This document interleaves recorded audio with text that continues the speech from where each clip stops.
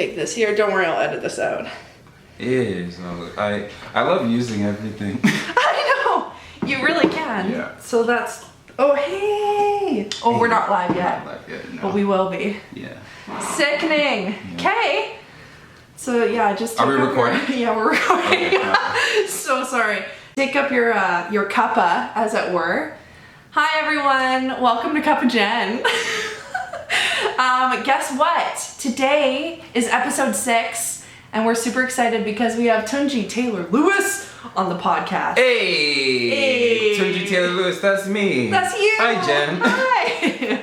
Which is pretty awesome because I was on... Yeah, you get that. You get that lighting. You get all that stuff. Yeah. Well, we're now live. So we're live and we're doing this. Recording on my Instagram. So what I'm going to do is I'm going to steal good clips from this show and use them for my podcast and not give Jen any credit. Yeah, that's true friendship. Cheers, cheers, cheers. Alrighty. So listen, I am having a coffee. I'm having a latte from Turks, which is on Commercial Drive in Vancouver. If anyone wants to check that place out, I've been going there for a solid while. Yeah. And my cup says, for those of you watching on YouTube, you'll see this, but if you're listening, it says, "Be a gold digger." Which, shout out to James Faley who bought me this mug. He definitely has the best mug out of it. But this mug is awesome too. This is a Pixar, Disney cup. It has all of our favorite animated characters from our series. We got the Incredibles. We got Woody, Sully. We got what's the baby's names from Incredibles? Jack. We got the Mad character. Oh, Sadness. Yeah. Oh, Anger too. Anger. All of these. So this is Nemo. Is Nemo on that thing? Oh, Cars. Yeah.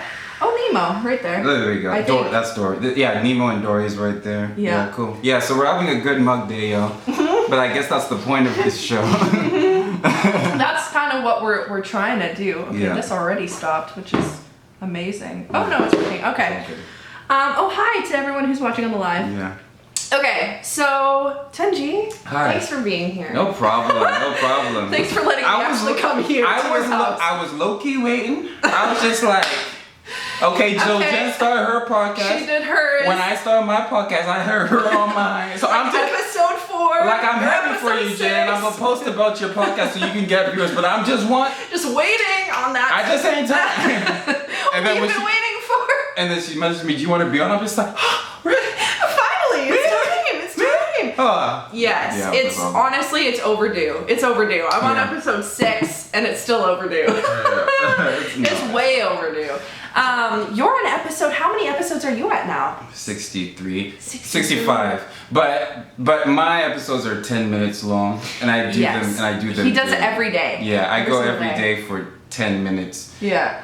I try to start with okay, I'm a bit, you know this, I'm crazy.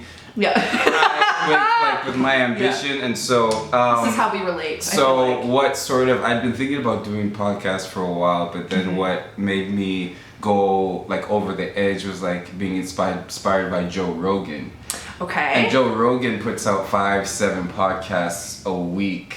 Okay. And they're all 2 hours long at least. I just started looking into how much money he was making from it, all the business opportunities, and how we could go on tour from it, all this stuff. And so I was just okay, I need to do a podcast every day. Every day. So I tried to start with going I did a few here and there, weekly, and then I was just okay, I'm gonna go half an hour every day, which is it's way too much. It's a long time to do daily, to come up with material and... Exactly, and then I just figured, okay, well, the limit on IGTV is 10 minutes anyway, so let me just put it down to 10 minutes. Yes. And that's great, because every day I have 10 minutes worth of stuff that I need to get off my chest or get out of my head, so... Yeah. Yeah. And at what point did you decide that you wanted to start recording them on live?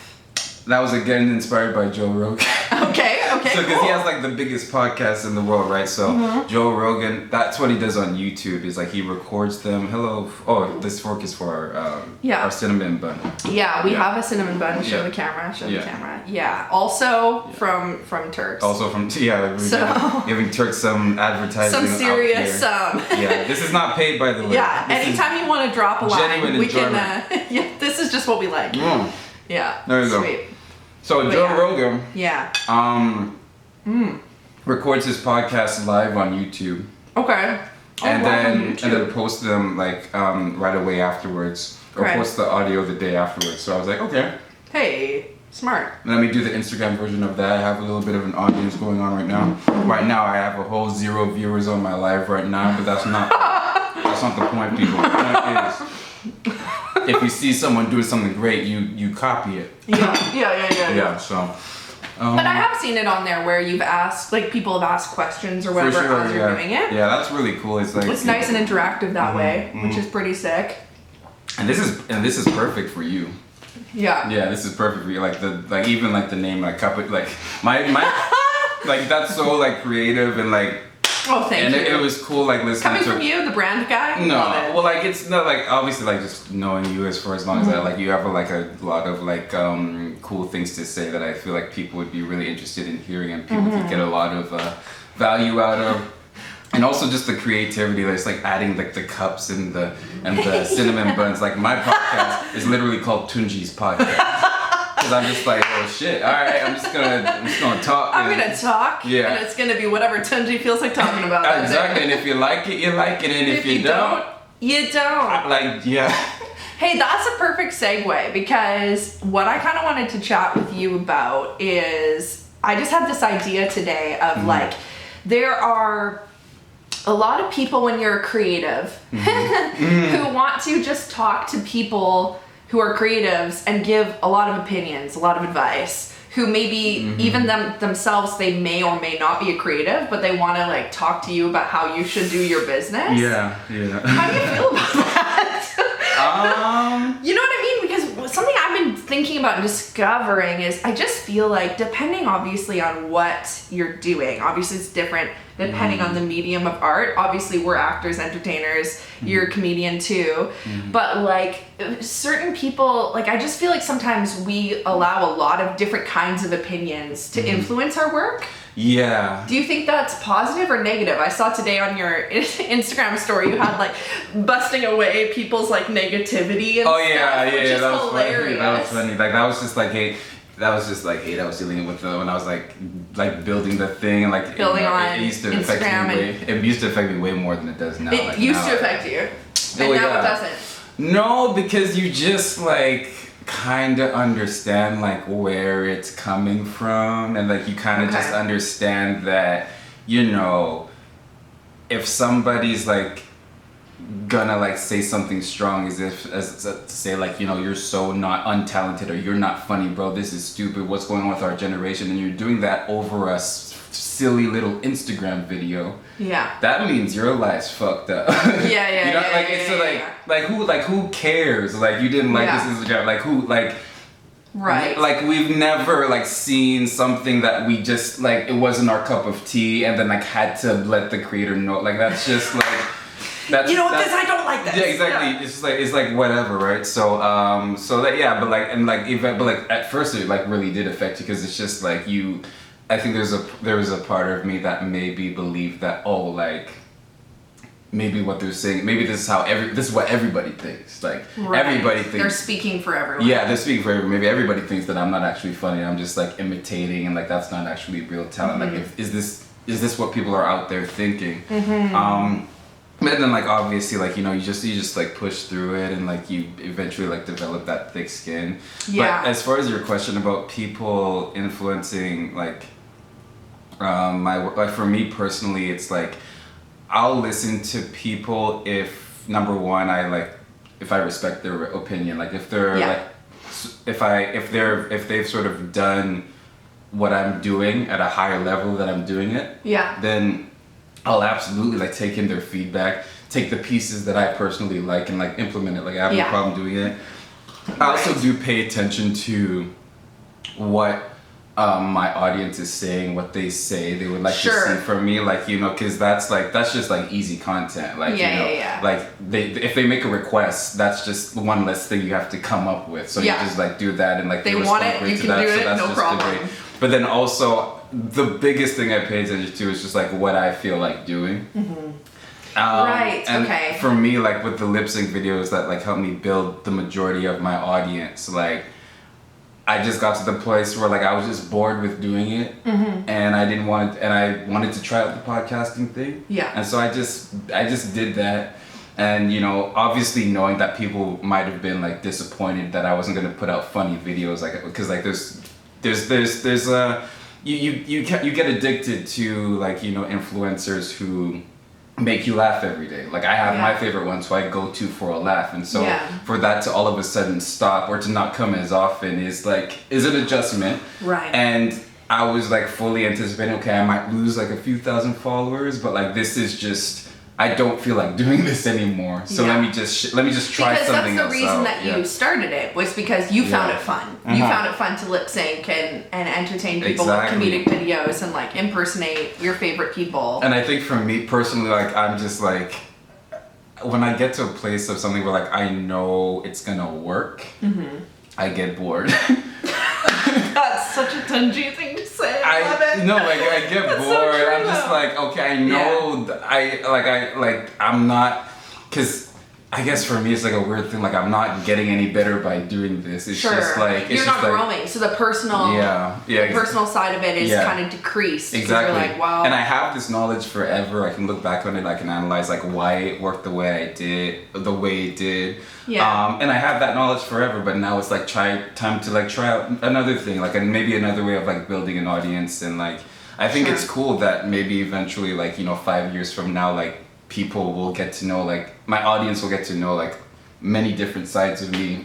Yeah. As opposed to just like one. And like, people also get bored of stuff too. Like, so I feel that's like true. I feel like an area where artists probably get caught up in is just like, I feel like every artist like knows when it's time to like evolve or like time to move on to the next thing, but then they get scared because this thing works. And then what ends up happening is like they end up like not doing as well because they didn't make that step to evolve, right? Right. So that's something. It's like something for you, like you still will do comedic videos, but you'll do them a little bit more like you're writing them. You're still lip syncing, but it's like you'll create scenarios on TikTok or whatever rather than just verbatim copy something, say like, and I hate to say copy, but you know what I mean, like you'll verbatim do something like a bit from Kevin Hart's stuff. Exactly. Now you'll do something where you're using voices or songs to create a scenario. And just like exercise that muscle in a different way. In a different way, right. Yeah, because like lip syncing is something that I've been doing since before I started doing it on Instagram. Like, of course. I've been doing James Brown and Michael Jackson lip syncs in high school. Like, this is just, that's just like always gonna be in there. Like, I'm not worried about like losing it's fun and whatever. So, but every day to be doing that when you realize you could be growing, which probably we should explain for those of us who are listening who've never seen what you do. What do you do, Tunji? Describe yourself a little bit. I am an actor, entertainer is the best way I can describe it. Will Smith is my idol. Yep. So Will Smith is funny, but he's not a stand-up comedian. He's an actor. That I would put myself in that same category. Yeah. Most of my stuff right now is being done on social media. Yeah. Unfortunately, I haven't been doing a lot of stuff on the stage, which was my first love of theater and like improv. Which is how we met. For those of you who don't know, we met at Trinity Western. We were both doing theater, and this guy was also doing comedy, and then we met in the green room, basically from ranting at each other. 100%. So what would happen was like I wasn't part of the theater program. I was doing a lot of improv, but I love being around other actors. Yeah. And so that was just my place to go to like hang out when like the other break rooms were like, you know, like boring or nobody was in there. Yeah. And then like that eventually ended up being like kind of a go-to place for me, just like to go hang out with people who are doing something similar but not exactly with what I'm doing, because I have so much respect for actors, like, you know, like because it's just a different. I really admire your guys' patience. Like, thank you. You guys have like just like really painstakingly look at like every single line, figure out what the meaning is of every single, and like really draw it out. I'm not like I'm like, can we go please? Like we'll figure all. We'll improv that line. We'll see how we feel in that moment. We'll figure out this shit. Like can we just? Can I cuss on this? Yeah. Okay. I already have. It's a little late. Cheers. But no, it's fine. So that's how we met, and so like improv, I would say the theater was my first love. Was really obsessed with improv for a while. And then, like kind of going to the last conversation, I got like a little bit bored of where I was at in improv, and the social media thing was starting to bubble up a little bit. So I decided to just go full on into content creation, and that's sort of the path that I'm on now. And I'm hoping that all the stuff I'm doing on social media will allow me to do the stuff that I want to do. In the theater, which is touring and that type of stuff. So. Which I think was very courageous of you to realize. We talked about this last time, but to realize when you're like where you were being most fruitful in a way, like to realize, you know what, I love the stage, because I know that was hard for you. I know you really wanted to. It's okay. We're still a bit salty. We're still a bit salty. I know. I'm actually over it, but like just going back to like how it. Oh man, like it was a good. Like my girlfriend will. She'll be here soon, but like, she gonna join. My girlfriend will tell you, like it took me like a good 9 months to really get over it, and she told me like she was like, I got to a point where I almost wanted to tell you like, dude, like it's like. It's like get over it. Like it's over. Okay. It's okay because without getting like too deep into it, like basically like I was at this theater and I was super obsessed with it, loved it, wanted to advance further in it, but like for one reason or another, like it just like wasn't working out, and I made the decision to like do what I felt was right for myself. Yeah. And it's so, like, I'm kind of going through a similar situation right now, actually. And it's just, like, so... I know, we're going to talk about it. But, like, it's just so interesting how, even though I'm crazy and impatient and all this stuff, the moment I want to make a decision that's good for myself, and that would put, like, maybe people in the industry, so to speak, at an inconvenience, how guilty I feel. The hesitancy, and like then like the guilt I feel for like, am I just am I just being stupid? Like, am I just being like this and that and all that stuff? And it's insane. Like it's insane how just making a decision that's good for yourself and something that you feel like you need to do at that moment brings about so much guilt. Like. Can we talk a little bit about God on this podcast for a second and just ask you, like, because something that I've been learning in my personal journey is, I talked about this with a friend literally today. For those of you on the podcast who have been listening, hello people on the live. It paused. Because your girl is calling. Hey. Hello. Huh? Hi. Hey, I'm at the front entrance. Okay, I'll come get you. 1 second, guys. 1 second, we'll pause. Later, we'll talk about God. So I'm putting it back on, but... I can, I just get in the room. I need to do some playlist stuff anyways. Okay. Well, by all means. Come in and out if you want. Come say hi. Introduce yourself to Cuppajen Podcast, my love. Just come. Your face is beautiful. Just come.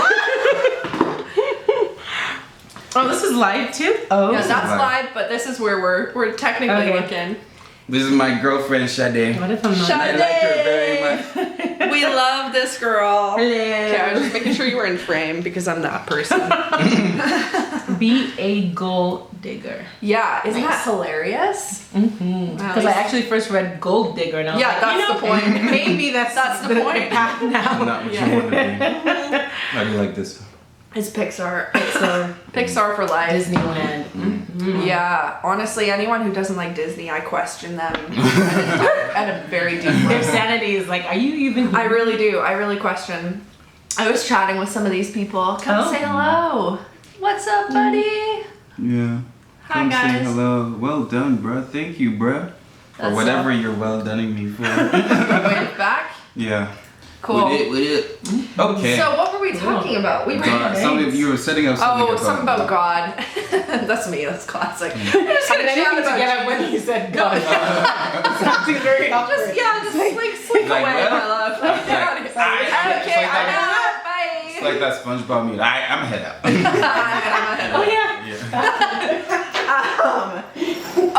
Okay. What was it now? Oh yes, Talking God's about, will. I'm going to talk about Jesus. Have you seen that one? No. I'll show you that one after. Okay. That little girl is you. Oh yes. Yeah. There's actually a photo of me when I was first born, and my parents put me in a little shirt that said, "My best friend is Jesus." And it's really that's still facts. It's still some big truth. It's still facts. Yeah. Really cute. Anyway, so no, with God's will, because what I was noticing about what you were just telling me is like your big thing I feel like is action. Like you'll just, if you feel like something's not working, you just try stepping another way. Yeah. Like, which is cool. I think that's great. Yeah. I think a lot of people are paralyzed by fear. Ooh, what if this doesn't work? I feel like for you, you're like, I don't actually know. Maybe it will, maybe it won't, but I have to step. I have to try. Yeah. Which can maybe cause you, I don't know. How does that work for you? It's just my style. I've really realized, like, especially like with my relationship with Shadi, I've like realized that okay, like it's my style, but that's not right for everybody. Like a lot of people need to think through things before they make a move. Cons list. Yeah, exactly. Like they gotta think it all the way through. And like for me, I'm just more of like, I guess, intuitive, or like just feeling in the world. Like this, the moment a situation is uncomfortable enough for me, where it's like I feel like it's just disturbing my peace. I'm just like, I'm not going to deal with that. That's awesome. You have to actually move to feel. Because you're like, I don't have peace otherwise. It's like the opposite of anxiety. Yeah, no, exactly. Awesome. It's just like, well, that's just how it is for me. It's just like I don't want to, spend too much time being stressed or being anxious or being frustrated. But like frustration, I don't like that feeling. Yeah. But because I'm so competitive and like, so fast moving, I do like feel frustrated by a lot of things. But then you just have to analyze, okay, is it like good frustration, or like is it just frustration by like, oh man, I really want this thing so bad and it's just like coming too slow. Okay, well Tunj, maybe you just need to be a little bit more patient. But like if it's just frustration coming from another person or like another party and I don't deserve that, well I don't have a problem removing myself for a situation where, and like, but I do have people around me to like sort of like snap me and be like, hey, okay, but before you make a move, you need money. So like, establish this job before you just quit. Yeah, because your impulse would be like, I'm just gonna quit. Bye. Yeah, bye. Me, bye. Bye. God got me. Yeah. Jesus. Yeah. He's gonna lead the way. Jesus will provide. Bye. And he's like, I did provide. I gave you those friends who tell you that you're an idiot and you need money. You need to be more strategic about it. So, but yeah, no, that's me for sure. It's like. Because talk about that move. You were with an agency in Vancouver. Yeah. And you were living your best life. You know what's so funny? If you just talk about me making a move, there's like too many examples of me doing it. So you have to be specific. Yeah, so like, I left my agency. Yeah. You left your agency because you got a job in which you were going, at least at the time, your perception was that you would be able to do more producing, do more creative stuff, and that would serve you better than just waiting on auditions. Yeah. Is that still true? How did that go? Yeah. I just I don't know how much you're allowed to talk about. I'll talk about it freely. I've already talked about like the whole agency situation publicly on my podcast. So my mom actually gave me a call. She's like, "Hey, so you might like mess up opportunities with other agents because you're talking." You may or may I was just like, I don't care. I'm gonna talk about it. It's my truth. God's got it's my truth. It's like, I got it. It's okay. God's got me. He's in control. Yeah, exactly. But basically for me, like I was at a point where like, I had like a pretty good audience on Instagram, on TikTok. Yeah. I was feeling good about that. And like I brought up the Joe Rogan stuff earlier because like I do really like study the industry. Like I just really study like what's going on. And trends, all that. Definitely, and like I also said earlier, Will Smith is a huge inspiration of mine, and I just definitely like analyzed his career and how those summers, like those 5 or 7 summers in a row where he was just putting out hit after hit after hit. Those weren't accolades. Like those were stuff that was produced by him, like by his own production company, right? He built to that. So it was always a dream of mine to like build a production company, but I thought that the way to do it was sort of like the Fresh Prince route, which is like you get your big break, you get your big opportunity, and then based on like your personal brand that you've built yourself because of an external platform, you take that and like build something of your own. But I realized that today in 2019, you don't have to get that big break. It's just like if you can like build something for yourself right away. Like it's like much like, you know, Tyler Perry did. Like he built his thing from the ground up, but like it's actually a lot easier to do that now than it was for him like back in the 90s, right? And so I was like, okay, so this whole production company thing isn't a 10, 15-year goal. Like, it's something that can happen if I work at it and like stay consistent with it. It's something that can happen with like within the next 5 years, maybe even less. Like if I have a video that goes viral, that's it. Like like then I can get started, right? And so and our access is pretty big now with social media. It's like we can reach someone in China tomorrow if we want to. Most of my audience is in New York. I've never been there. Yeah. You know what I mean? Like, most of my audience just in general is down in the States. Yeah. Black America really like messes with my stuff. I'm not Black American at all. Yeah. Not even a little. You are from Coquitlam. I am from Coquitlam, British Columbia. Like I'm. Cheers like, to Coquitlam. You know, like yeah. So. Thank God I'm connected with my African heritage. Otherwise, I wouldn't be Black at all. I'd be a complete Oreo. Yeah. But totally. But so like I recognize that, and then like, you know, just also like looking at it like just really practically and objectively, like these auditions. I'm waiting on these auditions. Mm-hmm. These auditions happen during work hours, which means that I can't really work. And if I work, then most of the jobs that I can get during that time are jobs that don't pay extremely well, because like jobs where you can like, you know, get your shift covered, or jobs that are super flexible like that are usually like service jobs, and so you're not making a whole lot of money. And don't I know it? Exactly. Like, no, we've all been there. Like, I'm not like I was a bartender like I'm not shitting on anybody who's doing it. It's just like that's the reality of the situation. And then also just like, and at the time, like I had a job that like I was allowing me to get by and I was fine. But then I also just like looked at it from the standpoint of like, okay, like I want to build a business for myself one day. Like, I'm qualified for a higher paying job. Also, when I post something on Instagram, I get way more exposure from that than I do on the stage. And in the audition, like And like, what am I really going for in the audition room? A commercial or like a one-liner in a TV show, which is going to do nothing for my personal brand. It's just going to be a guy, because like people don't really watch TV commercials anymore. Like or is it DVR, PVR?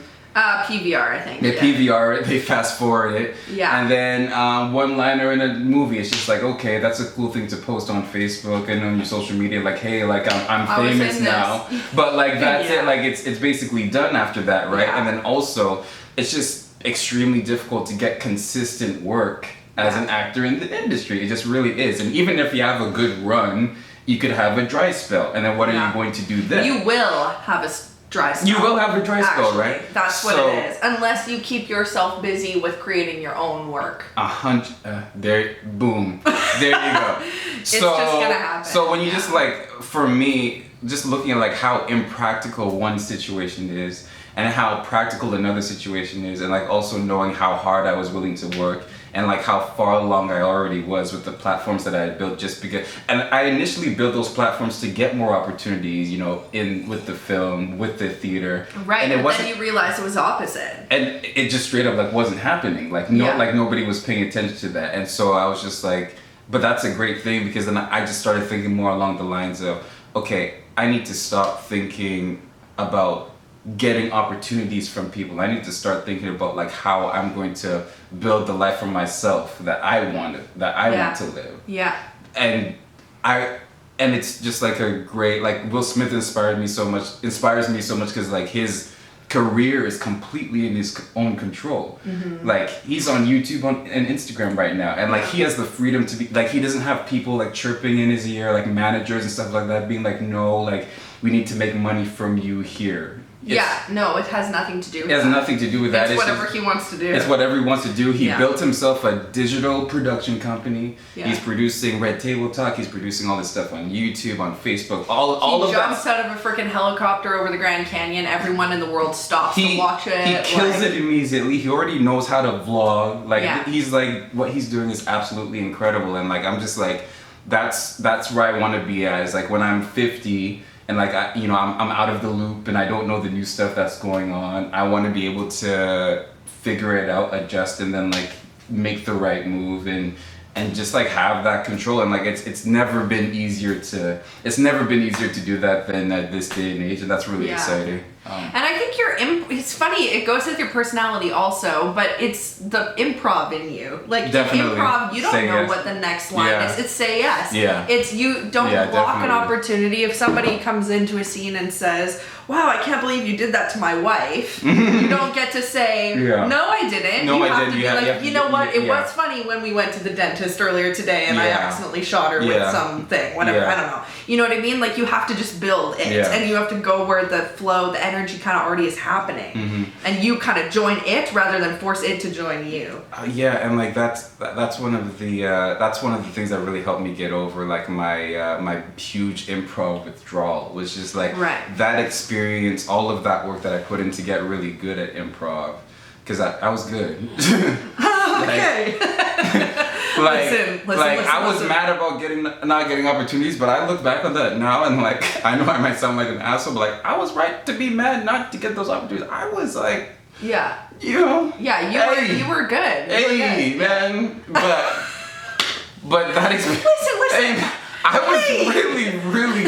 was really. Hey man, there's a reason why I have my audience on social media, is because like I'm good at perform. Like I perform you have in the a energy funny for way. it. You're ready. Like it just is. I was really good. Yeah. But that experience wasn't. Hey.